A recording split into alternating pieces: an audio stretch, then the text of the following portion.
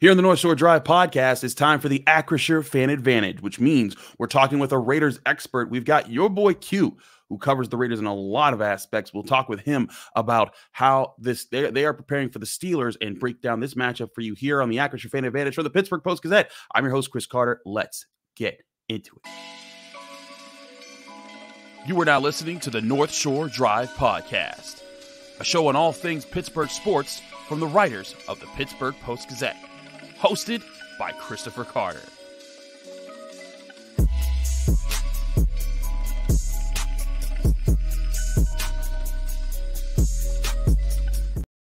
Hello and welcome to the North Shore Drive podcast from the Pittsburgh Post-Gazette. Today is the Acrisure Fan Advantage, where we talk with an expert on the Las Vegas Raiders, the Steelers' upcoming opponent this weekend, Sunday night at Allegiant Stadium in Las Vegas. As always, you can find the show on your favorite podcasting apps and on YouTube. Like this video if you enjoy it. Subscribe to this channel to get our Monday, Wednesday, and Friday episodes of the North Shore Drive podcast, as well as our Saturday episodes with the Acrisure Fan Advantage and all of our daily content that comes out from the Pittsburgh Post-Gazette from all of our hosts. This episode is brought to you by the Acrisure Fan Advantage. This year, all season long, the Fan Advantage brings you closer to the team than ever, featuring exclusive answers to your burning questions from Steelers insider Brian Batko, we did on our Friday episode, and an in-depth conversation with an opponent expert each week. This week, we've got your boy Q, aka Qiant Myers.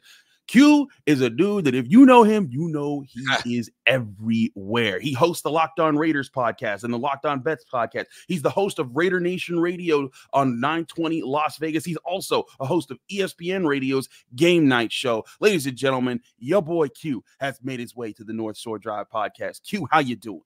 Man, I was doing really good, but you gave me that big introduction. Now I got so much I have to live up to. So, I'm going to try to do my best, but no, excited to be here with you, man. Raiders, Steelers, Sunday night, Allegiant Stadium. It doesn't get much better. Absolutely. I wanted to ask you, because all week long we've been talking about what the Steelers have been looking at with the Raiders. Maxx Crosby, Josh Jacobs, Jimmy Garoppolo, Devontae Adams.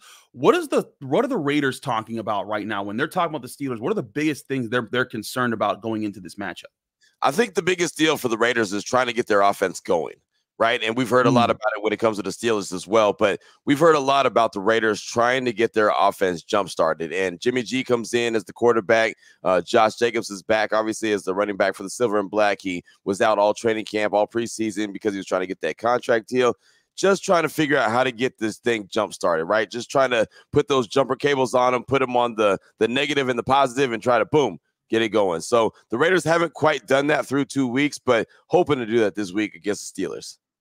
This is a game that looks like it's going to be featuring two offenses that are trying to get it together. The Raiders rank 30th in yards gained and points scored in the NFL. The Steelers rank 31st in yards gained and 26th in points scored. These are two offenses both looking for their identities. What is the Raiders' offense biggest struggle right now? Because Josh Jacobs hasn't gotten going. What is the source of that problem? Because he was a monster in the NFL last year. Yeah, that's the thing right there. Josh Jacobs hasn't got going, right? It's the run game's got to get going. It's a big question mark. Who's to blame? Is it the running game? Is it the running back? Right? I mean, and look, the running back missed all the training camp, missed all the preseason, was dealing with the contract situation, and he just hasn't got started. I think a little bit of it has to do with the running back and the offensive line not being on the same page. Trying to figure it out, trying to get on this, the in sync. Let's put it like that. Get in sync with each other. I think that's a big deal. And then also, the offensive line hasn't opened up those holes, right? Last year, they were really good at run blocking, and the pass blocking was just okay. This year, they've been great at get the pass blocking, haven't given up one sack yet, but they've been suspect against the run, with the run. So it's just kind of one of those situations. They've got to get a little bit better at the run game, but for the Raiders' offense to go, they have to establish a run. I mean, it's got to be balanced. Jimmy G is not a guy that's going to throw the ball around the yard all day long and be really, really good. You've got to have an established run game as well. What are the best parts of the pass protection right now? Is it primarily Colton Miller being the best pass protector? Is it Jimmy Garoppolo getting the ball out quickly? What has led to them not allowing a sack in 2 games so far? Well, that's it. I mean, Jimmy G does get the ball out of his hands pretty quickly, but, Colton Miller's been constant ever since he's been in the league.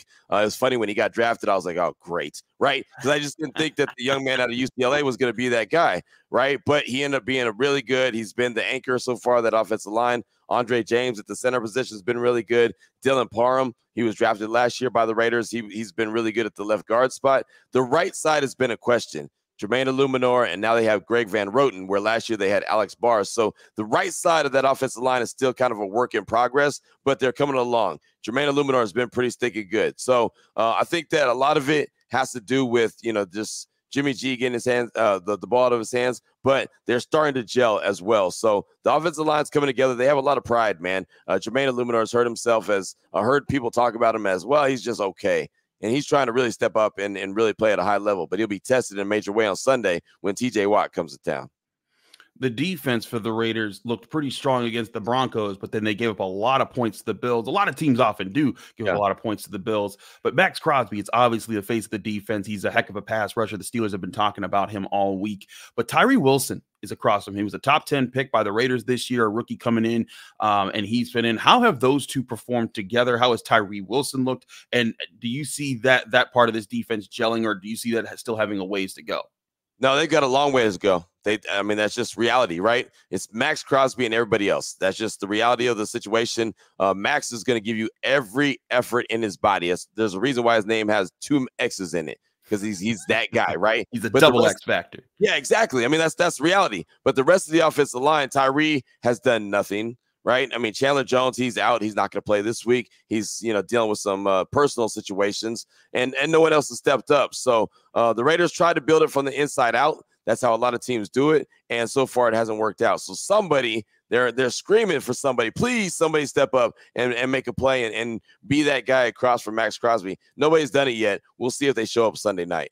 I want to keep going over aspects of this matchup that Q can give you guys insight on what the Raiders are doing right now. We'll do that on the other side of the break here on the Acrisure Fan Advantage from the North Shore Drive podcast of the Pittsburgh Post-Gazette. I'm Chris Carter, your host. But before we go anywhere else, we'll remind you that this show is sponsored by Acrisure and the Acrisure Fan Advantage. And again, all season long, we give you the insights. We had great questions that you can submit to Brian Batko. You can go to acrisure.com/fan advantage to get the information that you need. But right there, you can also submit questions to Brian Batko, one of our Steelers insiders at the Post-Gazette. We answer them right on the Friday show with a whole segment addressing your questions going into each week. And then we talk with an expert every weekend, getting you ready for Steelers versus their opponent. And this week, it's awesome with your boy Q, who covers the Raiders on multiple facets here. So again, tune in every Friday and Saturday for the best insight on the Steelers' upcoming matchup from the Acrisure Fan Advantage. And again, visit acrisure.com/fan advantage for more information to submit your questions today.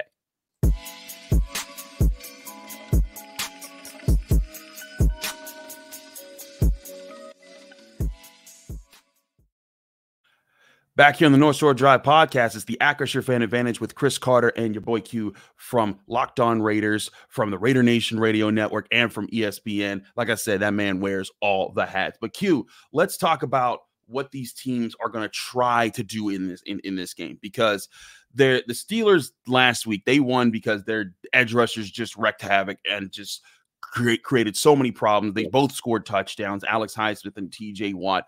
What is it that the Raiders, if I don't think we've seen either team really be the version of themselves that they anticipated being to be able to win games this year so far, in either their wins or their losses, because they're both 1-1 going to the game.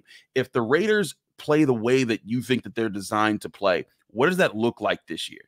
Well, they're not playing from behind, first of all, right? They're just not, they're not built to be that team that plays from behind and comes back and catches up in the game. But I do think that you see a healthy Jacoby Myers, you see Devontae Adams, you got to see Hunter Renfrow, right? In the passing game, that's the key. Devontae, Jacoby, and Hunter Renfrow. And I don't care what order it is. Hunter's not going to be a guy that's going to catch 10 passes a game. Not asking for that. But he's got 1 target so far through 2 games. That's not enough. So Jimmy G's got to open up the passing game. He's got to be able to spread the ball around the yard. All 3 of those guys have to be involved. Jacoby didn't play last week. He was dealing with a concussion. Kareem Jackson hit him in week 1 and knocked him out of the game then knocked him out of week 2, right? So he's back now. So that's going to help out the Raiders passing game. But I mentioned in segment number 1, it's about the running game too. The running game's got to get going. It's got to be balanced. When you've seen Jimmy G have success in his career, it's because Why? He's got a balanced team. He's got the running game going. He's got the defense cooking, and he's got the passing game going. He's got to get the defending rushing champ going. Josh Jacobs has got to run the rock. He's got to be effective. Zamir White, he could be a compliment as well. But at the end of the day, it's got to be the Josh Jacobs show. It's got to be the passing game. It's got to be a very balanced offense for the Raiders to win this one. I think the Steelers are trying to play a similar way. Like, for example, I think one of the biggest matchups in this game could be if the Steelers can get the ball to their tight end, Pat Freiermuth. They also have Darnell Washington, who is active for this game. He was dealing with a knee injury all week, but he seems to be ready to go. He does not even have an injury designation. But the problem with the Steelers is they haven't gotten their tight end involved in either of their games. Pat Freiermuth has been targeted 5 times with 2 catches for 5 yards. He does have a touchdown, but that's not what they envisioned and not what we saw all through training camp and through preseason. Kenny Pickett was hitting back shoulder seam passes down the middle against the Bills, during the preseason, and now it's like they're not even connecting at all. When we look at the Raiders, they're giving up a lot of yards to tight ends right now. What is their biggest struggle with covering tight ends in the middle part of the field? Well, I mean, they're just allowing too much time for the quarterback to sit back in the pocket. You know, I mean, it's just that simple. They're not getting enough pressure. Max is going to get there, but who else is going to step up? Last week, the Bills said, okay, 98 is not wrecking the game. And guess what? He didn't. Nobody else did either, right? I mean, it's real simple. If you're going to double or triple team one guy, somebody's got to have an opportunity to go and make plays, and nobody did. Not Tyree Wilson, not Bilal Nichols, not Malcolm Kuntz, not anyone else, right? There was nobody that stepped up and said, I'll be that guy. I'll go out there and make plays if they're trying to make sure that Max doesn't wreck your game. So the Raiders defensively have to make sure that that's where it starts. The defensive line's got to make good on trying to get to the quarterback. Also, the linebackers have got to cover the tight end, and that's something that the Raiders have struggled with for years. I mean, really, and they've had the middle of the offense wide open for a very long time. Like that's like the biggest question Raider Nation says all the time. Why is the middle of the field always so wide open? Why is it always so wide open? Well, the linebackers aren't able to cover guys like Travis Kelce, guys like Hunter Henry, guys that are dynamic tight ends. They're not able to do it for a very long time. They just don't have the dudes. They don't have the horses in the stable. And the Raiders have Robert Spillane. And any Steeler fan knows Robert Spillane's not a guy that's going to be great in coverage, but he's a hell of a player. He's exciting. He's a guy that's like fired up about being a football player. He loves football, as again, Steeler fans probably already know. He's not great in coverage. So that's going to be a big hang-up for the Raiders. They've got to find a way to slow down the tight end and kind of cut down the middle of the field because it's always been wide open. Listen, it's so funny because when we had the Tuesday press conference for Mike Tomlin, he talked about Robert Spillane. He's like, we know who Robert Spillane is. We have a lot of respect for him. He talked about, all the things he brought. Immediately, Steelers fans were like, yeah, but we also know that he can't cover nobody in the middle part of the field. And Robert Spillane has made some heck of plays in back-to-back weeks back in 2020. Everyone remembers he stuffed Derrick Henry at the line. That was a huge hit that he had. And then I think it was either the week before or the week after they played the Ravens and he had a pick 6 on Lamar Jackson. But that was kind of like his Steelers highlights throughout his time playing for them. And listen, Robert Spillane is a good player when he's playing in his element. He's a downhill player. He stuffs the run really well. He knows how to be aggressive in that. But if the Steelers are coming into this game, they have to be. This is where the Raiders could be very interesting in this matchup, is that if the Steelers can't get their pass game going, the Raiders can fully commit to the run and let Robert Spillane just focus on stuffing Najee Harris and Jaylen Warren, because the Steelers' offensive line hasn't been too great either to start this season. So,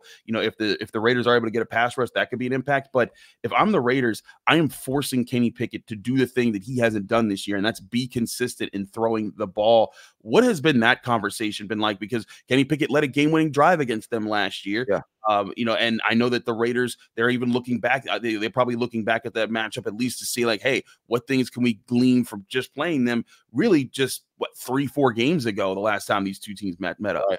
Yeah, no, it's funny going back to Christmas Eve, right? That was the last time that the Raiders and Steelers played, and that was the last time Derek Carr ever played for the Raiders. That's another sign. I didn't think about that way. Yeah.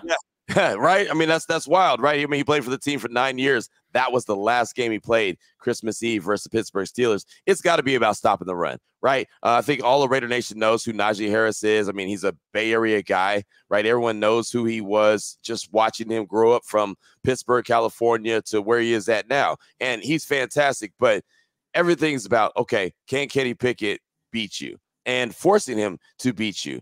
got to be able to stop the run. If you stop the run, which normally the Raiders do pretty well, they didn't do that really well last week. Excuse me. The Bills ran for 183 plus yards against them last week. And that's not obviously going to win any football games. So they've got to be able to stop the run and then say, okay, Kenny, you throw the ball to George Pickens. You go ahead and get him started. And we believe that as a defense, we could cover that guy, or we could jump a couple routes and get a couple, turnovers for the defense. That's something that the team has been talking about all offseason and training camp, is get the ball back to the offense. Get the ball back to the offense. Get your hands on the ball or get your hands on the quarterback. They haven't done that consistently so far this year. It's only been 2 games, but you could tell that the emphasis that they had is not quite there just yet, but that's something that they've been working on. So I think it's got to be stop the run and try to make Kenny Pickett throw the ball around the yard and see if you can make a play. I agree. That's got to be the key here. I think that should be the key for anyone facing the Steelers until Kenny Pickett proves otherwise.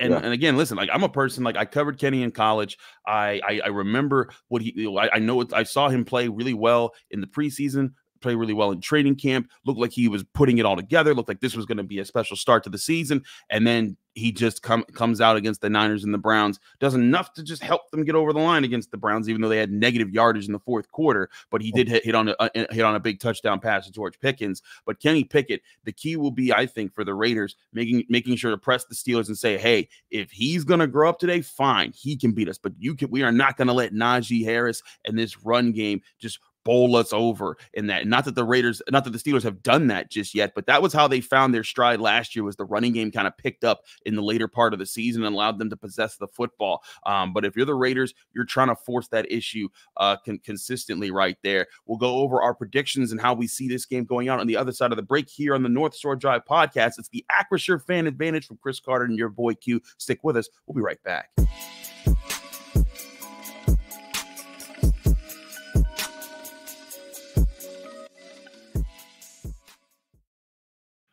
Back here on the North Shore Drive podcast is the Acrisure Fan Advantage from the Pittsburgh Post-Gazette. Chris Carter, your host, here with your boy Q of Raiders Nation Radio Network, the Locked On Raiders podcast, Locked On Bets podcast, and ESPN Radio's Game Night. Q, let's get into how we see this matchup playing out. Give us your big turning point in the game where you think that this game starts to hinge in the direction of the team you think that's going to win, and then give us your final score and how you think this plays out to get that final score.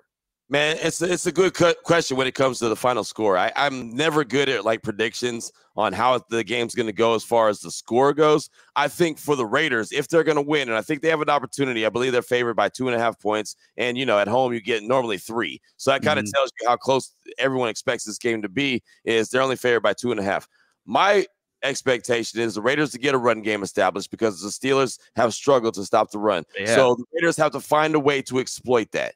If they don't, and they've struggled to run so far this year, they've got to be able to lean into that and say, this is who we are. We're a running game. We're a running team. Josh Jacobs is going to get going downhill, and he's going to make things happen. Like, they have to be that team. Let him get the rock like 20 to 25 times. Jimmy G's got to have a nice little balance. But also their first 2 games of the season have been really wonky. Like, and it's a weird word. It's just like they had 6 possessions in the first game against Denver, and then last week against Buffalo, only 13 snaps they had in the second half of the game. So it's just kind of like, that's weird. Yeah, exactly. Like, who are you? Who are you as an offense? So get the run game established, and then Jimmy G's got to be able to get the ball around to different guys. Devontae, Jacoby, Hunter, Michael Mayer, the tight end. All these guys have got to be involved in the offense. If that works, then they're good. I think the offense is going to be really good. But if not, then it could be a long day at the office. So I'm assuming, and that's a big assumption, that they're going to get cooking. They're going to get rolling. It's week 3 of the NFL season. It's kind of like preseason. I'm assuming that they're going to get rolling. I'm going to say that the Raiders are going to hit the 24 points because they haven't gone over 17 yet so far this season. They had 17 and 10. That's not going to win you a lot of games in the NFL. So I'm looking at 24-21. The Raiders win the game at home. Daniel Carlson's a really good field goal kicker, and the defense will do just enough. Nothing major. They'll do just enough to get over the hump for this week 3 action, prime time Sunday Night Football. The Steelers have been cursed on the road against the Raiders. The craziest things have happened, whether it's Ben Roethlisberger's x-rays not coming back mid-game and them not knowing if he's healthy or not to play in a game, whether it's, having to do hook and ladders to set up field goals that are just missed by Chris Boswell, or Terrell Pryor running, 95 yards. The Steelers haven't won on the road against the Raiders since, I think, 1995. That is the things that we're going up against. And just last week, the Steelers were kind of putting those kind of intangibles on the Browns. The Browns hadn't won in the Steelers in a regular season game. They hadn't won in Pittsburgh in a regular season game since like 93 or something. And they hadn't lost on Monday Night Football at home since like 92. And the Browns hadn't been 2-0 since 91. So this is kind of like the reverse jinx now, working on the Steelers. I think they have a chance to beat this, because here's my thing, Q, is that both these teams are in very similar places right now. An offense that thinks it has an identity that it hasn't established yet, that's going to require a balanced look with a talented running back, a quarterback that you kind of see is not necessarily a guy who's going to destroy people, but a guy who can manage the game, make the smart decisions, and keep you out of making big mistakes. And then you also have a defense that's led by its pass rushing, especially by a main guy. But I think the Steelers' edge here is that whereas the Raiders have one guy in Maxx Crosby that is a double X factor, TJ Watt is that kind of a double X factor, but Alex Highsmith has emerged as one as well. Minka Fitzpatrick is healthy. I just look at the Steelers and I think they have enough defensive playmakers that even if the Raiders start to establish the run here, I think the Steelers pass rush, I know the Raiders haven't given up a sack yet this season, but I think that streak ends this week. You see the Steelers pass rush really get after it. You see their secondary kind of cobble things up and make sure that Devontae Adams can't kill them. I think they did a really good job at that last year, focusing on how to limit him and limit Josh Jacobs. Those are going to be the two guys that they focus on the most. If they do those things, the offense is kept in check. And I think that Kenny Pickett, this is the week that you start to see him put it together. And he won't be dominant, but I think he at least has some good moments. The Steelers offense gets a couple touchdowns, then a few field goals. The Steelers defense gives them some short fields, and that's what's going to happen. I think you're going to see a very tight game through most of it. Then mid-third quarter, I think that's when a turnover breaks, because the Raiders might take a shot to try to have a big play happen. That's when the Steelers pass rush strikes. It gets them a short field. They score a touchdown, and the Steelers end up winning this one 23-13 in a 10-point difference. But I totally could see what you're saying here. 20. This could very well go down to the wire, because, again, I think both of these teams are in very similar spots with what they want to be, but who they've been through 2 games. Yeah, no, they're both trying to find their identity, and you brought up ball security. That's going to be huge in this game. Absolutely. The Raiders have to secure the ball. TJ Watt, Highsmith, they both showed that they can get after the quarterback, and they can also get after the ball and get in the end zone. So they scored a couple touchdowns on Monday Night Football against the Browns. The Raiders have to be secure with the ball. That's one thing, and they haven't been good at creating turnovers. So the advantage there is definitely with the Steelers. Get after the quarterback, get after the ball, try to score points. And that's something that the Steelers could do. That's something that Raider Nation is paying attention to, just hoping every time Jimmy G drops back, he's got the proper protection, because it could be a long day at the office if not. It absolutely could be. I look at this and wonder, man, how this is going to play out. We'll find out Sunday night. He's your boy Q from Game Night on ESPN Radio, from the Locked On Raiders podcast, the Locked On Bets podcast, and the host of the Raider Nation Radio Network. Q, thanks so much. Let people know if there's anything else that people need to look out for what you do. They need to look out for me getting a haircut, right? I mean, it's early on Saturday. I gotta go get a haircut, man. I'm just like, gotta get it happen. But no, you still got a fade going though. You all right? But I gotta be right, man. Sunday Night Football, primetime action, Steelers and Raiders. I gotta be on point, right? So no, on Twitter at your boy Q254. You can find everything I do right there. Absolutely. Check out Q. It is a lot of great work, Q. It's great to do 2 shows with you this week. We did one for the Locked On Steelers podcast as well earlier this week, and so happy to have you on here with the Acrisure Fan Advantage. He's your boy Q. I'm Chris Carter, your host of the North Shore Drive podcast. It's been the Acrisure Fan Advantage. Check out here every Friday and Saturday to get your Acrisure Fan Advantage view into the Steelers' upcoming matchup. We both answer your questions with Brian Batko, and then get our conversation with an opponent expert every single week, getting you ready. We'll be back Monday morning talking about the Steelers game against the Raiders here on the North Shore Drive podcast with Ray Fittipaldo. It's going to be a fun one. Check us out there on your favorite podcasting apps and on YouTube. We'll see you right here on the North Shore Drive podcast.